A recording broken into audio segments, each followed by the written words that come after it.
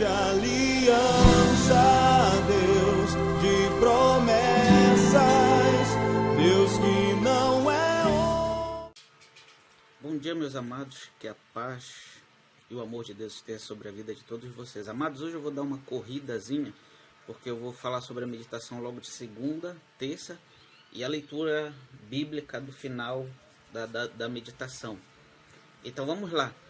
A gente está dando continuidade a uma sequência de estudos na igreja sobre as parábolas de Jesus, né? A gente viu semana passada sobre a parábola do semeador, né? E essa semana a gente está dando início à palavra do joio, a parábola do joio e do trigo. Então vamos lá. Segunda-feira foi Mateus capítulo 13, versículo 24. Ele diz assim, Mateus 13, 24.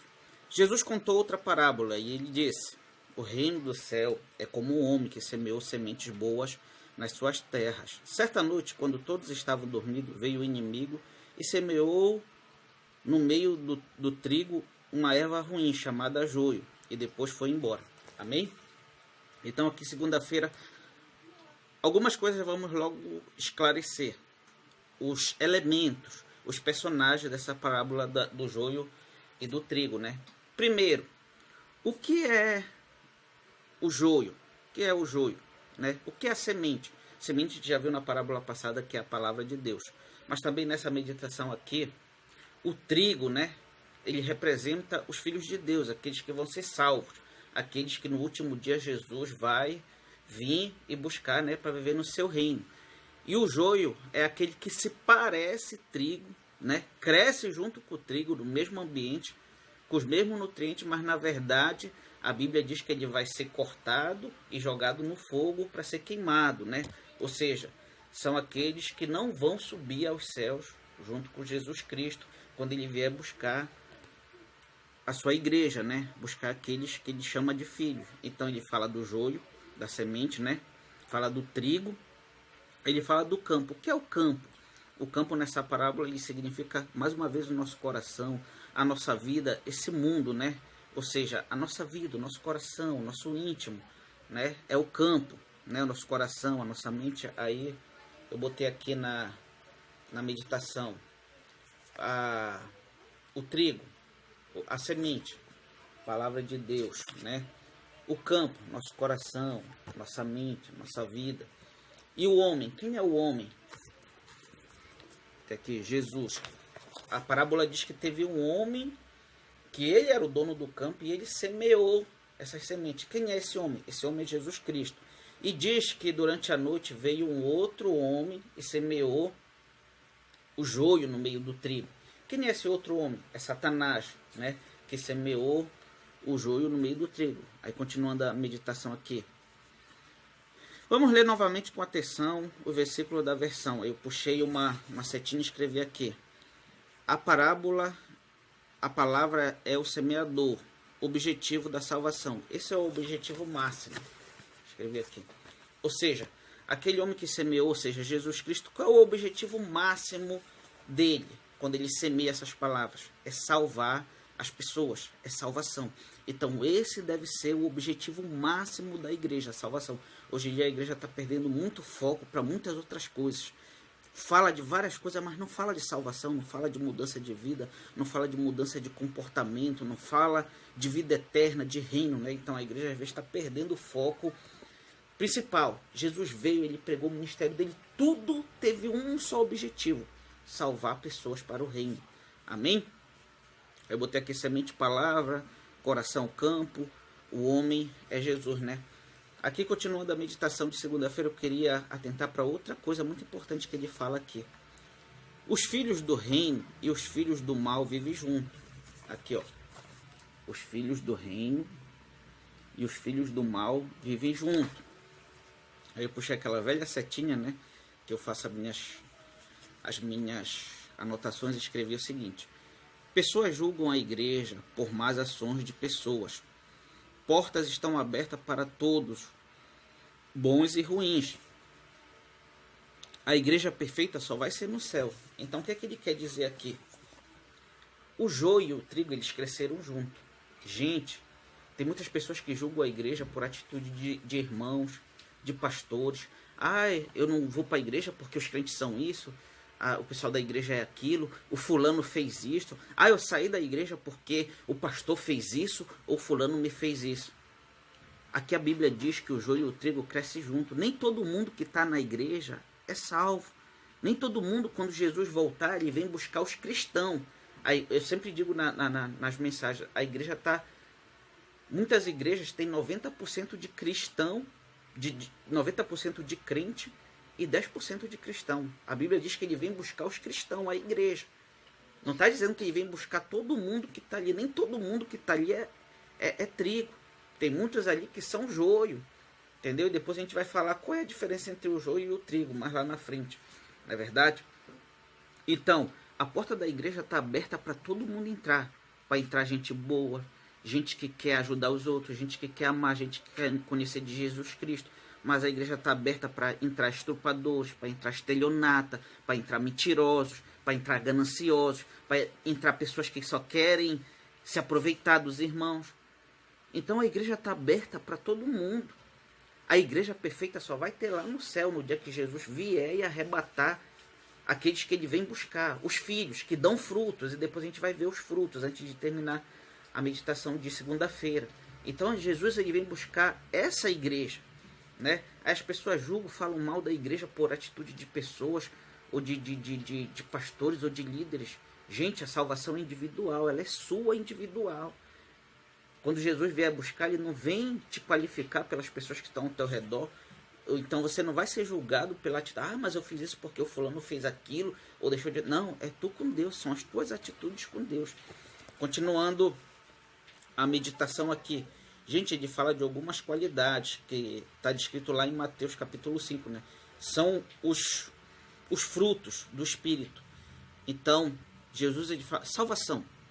Como é para a gente saber quem é salvo e quem não é?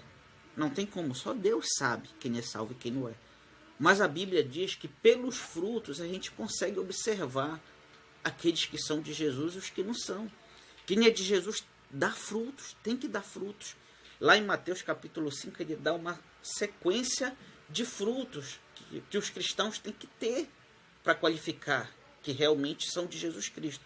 Aqui na meditação ele fala de 3, mas tem vários outros lá. Ele fala no Mateus 5,3, pobreza de espírito. O que é ser pobre? É uma qualidade do Filho de Deus, uma qualidade do cristão, pobreza de espírito. O que é ser pobre de espírito? É a pessoa que é pobrezinha? Não tem nada a ver com isso. Pobreza de espírito, eu anotei aqui. Se anular pelo próximo. Deixar de ter vantagens para que o seu próximo tenha. Ou seja, a pessoa que se anula, que quer amar os outros, quer ajudar. Isso é um fruto dos filhos de Deus. Obediente. Pessoa pobre de espírito é aquela pessoa que é obediente. Obediente aos pais, obediente às autoridades, obediente aos pastores, obediente à igreja, obediente à palavra de Deus. Obediência. E eu acho que esse é um dos frutos mais importantes do cristão. Obediência. Obediência. O fruto amar e obedecer, para mim, são os dois frutos mais importantes da vida do cristão. Então, um filho de Deus que tem a salvação, ele é obediente. Claro que a gente tem que ser obediente até aquela autoridade estar dentro da vontade de Deus. A gente só pode ser desobediente a essa autoridade se o que ela está falando está fora da vontade de Deus, está fora dos preceitos bíblicos, né? Ou seja, a pobreza de espírito é se anular pelo próximo, obediência, não se exaltar. A pessoa que tem frutos, que dá frutos, ela não busca se exaltar. Ela busca, ao contrário, a ser mais anônima possível, que exalte os outros. Ela prefere botar as outras pessoas em lugar de exaltação. Hoje em dia nas igrejas a gente vê uma correria, mais quem quer ser pastor, é mais quem quer ser líder, é quem quer ser profeta, apóstolo, né? Hoje em dia já tem os apóstolos, é mais quem quer ser apóstolo, profeta, e o homem disse, o homem da unção. Ninguém quer ser servo mais na igreja. A Bíblia diz que aqueles que vão ser salvos, que Jesus vem buscar, eles têm pobreza de espírito. Eles querem ser os menos, querem que Jesus seja engrandecido. E João Batista diz assim mesmo, que eu diminua e ele cresça. É ele que tem que aparecer, Jesus, o nome maravilhoso. É esse nome que tem que ser exaltado e engrandecido. Hoje em dia são exaltados pastores, líderes, irmãos da igreja. Não, é Jesus que tem que ser exaltado. Então, não busca se exaltar. Outra qualidade que ele fala, perseguidos, né? É um fruto do Espírito, ser perseguido. Mas ser perseguido por causa do quê? Que tipo de perseguição? Por causa de Jesus. Você tem que ser perseguido por causa de Jesus, por causa da sua fé, por causa dos preceitos bíblicos que você acredita, e você vai ser apedrejado, vai ser perseguido. Outra coisa, perseguido por causa de fazer o que é correto. Cristão, o fruto do Espírito é viver uma vida correta, ele tem que buscar viver uma vida correta, entendeu? Se ele for perseguido é por buscar viver uma vida correta. Se ele é perseguido porque ele mata, porque ele estupra, porque ele é um mentiroso, cara, isso não tem nada a ver com a perseguição que a Bíblia fala, que os filhos de Deus serão perseguidos. Tem que ser perseguido por causa da justiça, porque o que tu faz é correto, porque tu está buscando viver uma vida correta, porque os teus preceitos estão na Bíblia, e as pessoas te odeiam por causa disso, te chamam de antiquado, careta, disso, daquilo, né? Eu sempre digo nas pregações do culto, hoje em dia você vê os filmes americanos, principalmente, eles falam sobre os cristãos. A imagem que eles passam do cristão é: o pai é um louco, né, fanático, a mãe é agredida, espancada pelo marido, e os filhos são doentes mental. Assim que desqualificam a família cristã, né? Então, os cristãos são perseguidos por querer fazer o que é correto, né? Aí aqueles que andam se prostituindo, homem com homem, mulher com mulher, drogas, tudo aí, esses caras são os bacanas, né? A gente vê essas séries na Netflix, na coisa, aí os caras bacanas são os caras que tem relacionamento de homem com homem, mulher com... Esses são os bacanas, esses são os legais, né? Que usam droga, fumam maconha. Esses são os caras, gente fina, né? Com a mente aberta. Os que não valem nada, os que são errados, os que são loucos, os que são fanáticos religiosos, né? Os que agridem a mulher, estrupam os filhos. Esses são os cristãos. É assim que é posto o cristão. Então que você seja perseguido por fazer a justiça, o que é justo. É por isso que você tem que ser perseguido. Outra qualidade que ele fala, obediência. Ou seja, uma qualidade total do cristão é ser obediente. Obediente aos pais. Cristão jovem, obediente aos pais, obediente aos professores. Os cristãos adultos, obedientes às autoridades, obedientes à Bíblia, a Jesus Cristo. Obediência. A Bíblia diz que obedecer é melhor do que sacrificar. A melhor coisa é obedecer. Tem até aquele louvor. Obedecer. Obedecer. O que eu quero fazer é obedecer. Tu tem que obedecer. Então, e lá ele fala outros frutos de quem vai ser salvo, de quem é cristão, de quem é trigo. Ele fala outros frutos. Eu não me lembro todos, mas é Mateus capítulo 5, ele fala choro espiritual. O que é choro espiritual? Choro espiritual é sentir-se mal na presença do mal. É quando tu, cristão, quer fazer besteira, aí vai pra festa e tu entra ali naquele ambiente, tu te sente mal. A música te faz tu te sentir mal, o comportamento das pessoas te faz te sentir mal. Isso é choro espiritual. É quando tu tá querendo pecar, que tu vai pecar e aquele ambiente te faz mal. Tu te sente mal na presença do mal. Isso que é choro espiritual. Sentir-se mal na presença do mal.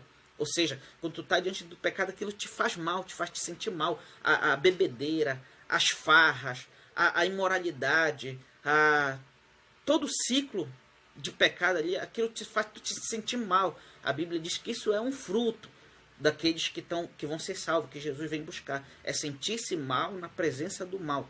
Deixa eu ver se eu lembro outra aqui. Humildade, a Bíblia fala, é um fruto daqueles que vão ser salvos, é humildade. O que é humildade? Gente, humildade não é isso que o povo pensa, que é aquilo, ai, coitadinho, eu sou humilde. Não tem nada a ver com isso. Humildade que a Bíblia fala é entrega dos seus direitos a Deus. É isso que é ser humilde. A pessoa te fez mal, tu tem todo o direito de retribuir a maldade, mas tu pega e entrega na mão de Deus. Deus, que o Senhor faça justiça com essa pessoa. A pessoa te agrediu, falou mal de ti, te roubou, fez e aconteceu. E tu tem todo o direito de fazer alguma coisa. Mas tu diz, não, eu vou entregar nas mãos de Deus. Então isso é humildade. Então, gente, não tem como dizer quem é salvo e quem não é. Mas vai dar frutos. A Bíblia diz que tu conhece a árvore pelos frutos que ela dá. Aí aqui eu botei. A meditação ela mostra uma sequência aqui e para a gente comentar. Primeiro, Romanos 6:22. Conflito com o pecado. Quando tu aceita Jesus, a primeira coisa que acontece na tua vida é o conflito. Tu entra logo em conflito, porque quando tu aceita Jesus e entra na igreja, tu está acostumado a fazer um monte de coisa errada. E isso vai começar a conflitar. As mensagens que o pastor vai dar, a leitura bíblica vai começar a conflitar com o pecado que tu está vivendo. Continuação, depois do conflito vem for do mundo, dará frutos do mundo. De Deus, dará frutos de Deus. Então, se tu está vivendo no mundo, tu vai começar a dar frutos do mundo. E quais os frutos do mundo que diz lá em Efésios capítulo 5, do 22 em diante, ele fala os frutos do Espírito e depois ele fala os frutos da carne. Desobediências, farra, bebedeira, feitiçarias, inimizades, brigas, porfias, desunião, tudo isso é fruto da carne. Se a gente está demonstrando esses frutos, cara, a gente não está demonstrando ser que vai ser arrebatado, que vai ser levado, porque os nossos frutos não estão demonstrando ser frutos do Espírito, e sim da carne. E se você for de Deus, você tem que dar os frutos do Espírito, que fala lá em Efésios 5, 22. O fruto do Espírito é amor, paz, longanimidade, benignidade, bondade, fé, mansidão, domínio próprio. Todas as coisas boas que Jesus fala são os frutos, né? Aqui ele continua, ele encerra. O mundo espiritual será a nova morada. Aqui ele fala em João 17:16 que Jesus vai voltar para buscar o trigo, ou seja, aqueles que estão esperando a sua vinda, aqueles que são filhos de verdade. Aqui ele faz uma comparação das características do reino e da característica do mundo. Daniel 2:44. Como é que se qualifica o reino de Deus? Único, eterno e perfeito. 1 Coríntios 4:20. Como se qualifica o reino de Deus? De poder. Exemplo, o sol. Não vai mais ser de palavra, vai ser de poder. A Bíblia diz que nem o sol vai existir, porque só o poder de Deus vai iluminar. Então, vai ser um reino de poder. E o mundo? Quais são as características do mundo? 1 Pedro 2:11. Paixão carnal, guerra espiritual. O mundo vive todas as paixões carnal que ele quer viver. Todos os desejos do coração. Imoralidade, prostituição, homem com homem, mulher com mulher, assassinato, roubo, discussão. É tudo que o mundo quer viver, todas as paixões carnal, tudo que ele deseja, ele faz. É isso que é. E vive guerra espiritual. Quando a gente aceita Jesus, que entra o Espírito Santo, começa a combater essas coisas, a gente vive em guerra espiritual. E 1 João 5:19. O poder do maligno. Esse mundo está entregue a Satanás. Todos os ideais, as mentalidades, os filósofos, os doutores, sempre o pensamento deles, sempre o rumo do mundo vai ser diferente do de Deus. Sempre vai ser totalmente diferente da de Deus. Amém, meus amados? Então aqui ele fala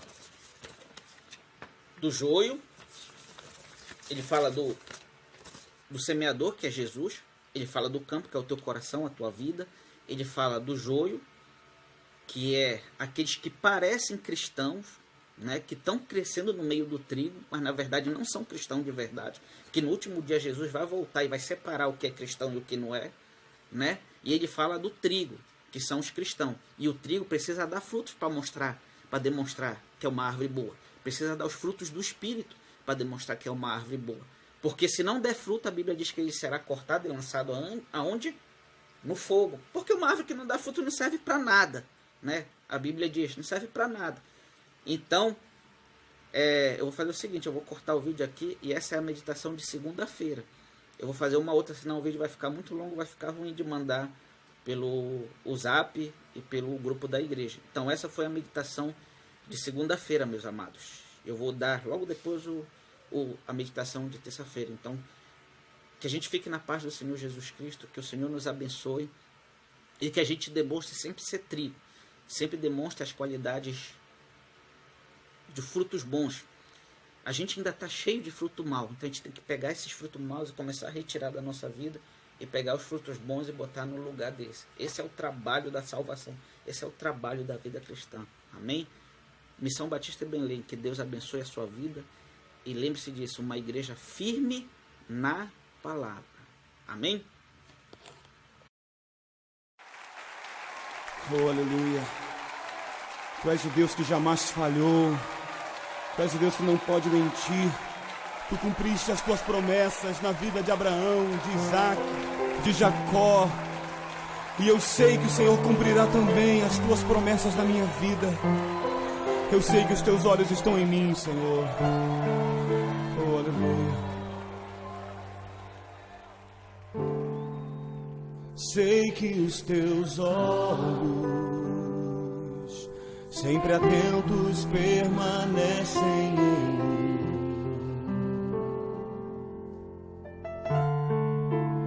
E os teus ouvidos estão sensíveis para ouvir meu clamor. Posso até chorar, mas a alegria vem de manhã. És Deus de perto e não de longe, nunca mudastes, tu és fiel.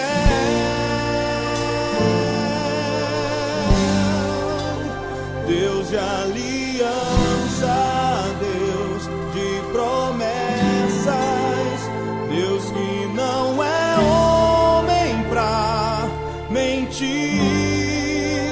Tudo pode passar, tudo pode mudar, mas tua palavra vai se cumprir.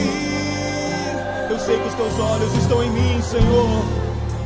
Sei que os teus olhos, sempre atentos, permanecem em mim.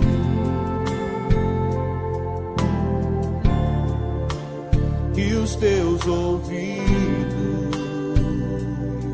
estão sensíveis para ouvir meu clamor. Posso até chorar,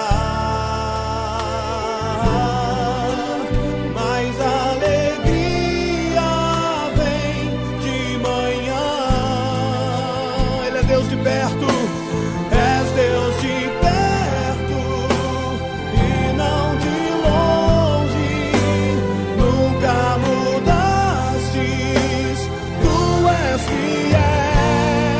Eu sei, sim, eu sei, Deus de aliança, Deus de promessas, Deus que não é homem pra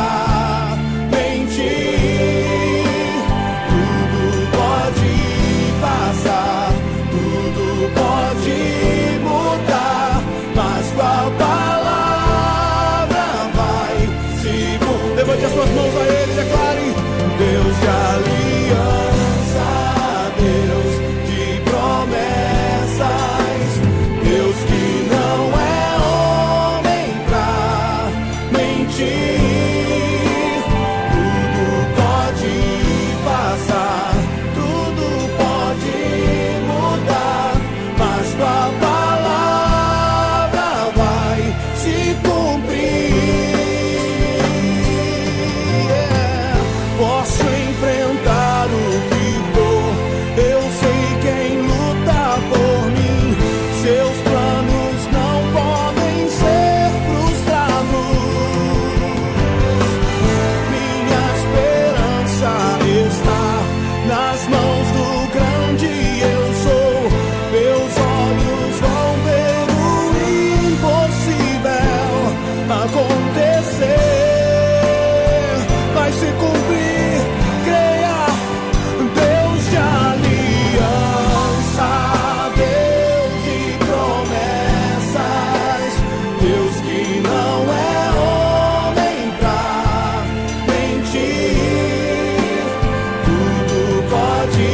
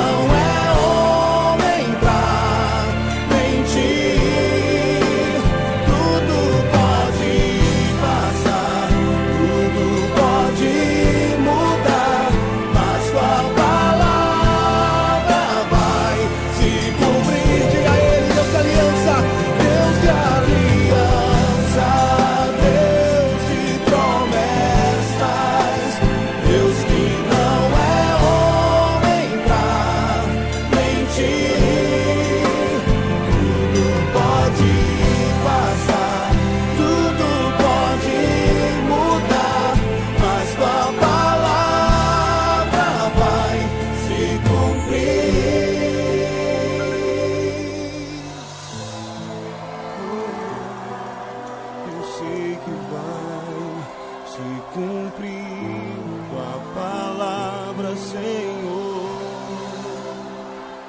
Podem passar os dias, podem passar os anos, confia, meu amado, Ele trabalha para aqueles que nele esperam. Todas as palavras que Deus disse se cumpriram, e assim será na tua vida, meu querido. Mas quem sabe você não está vendo. Na verdade você não precisa ver.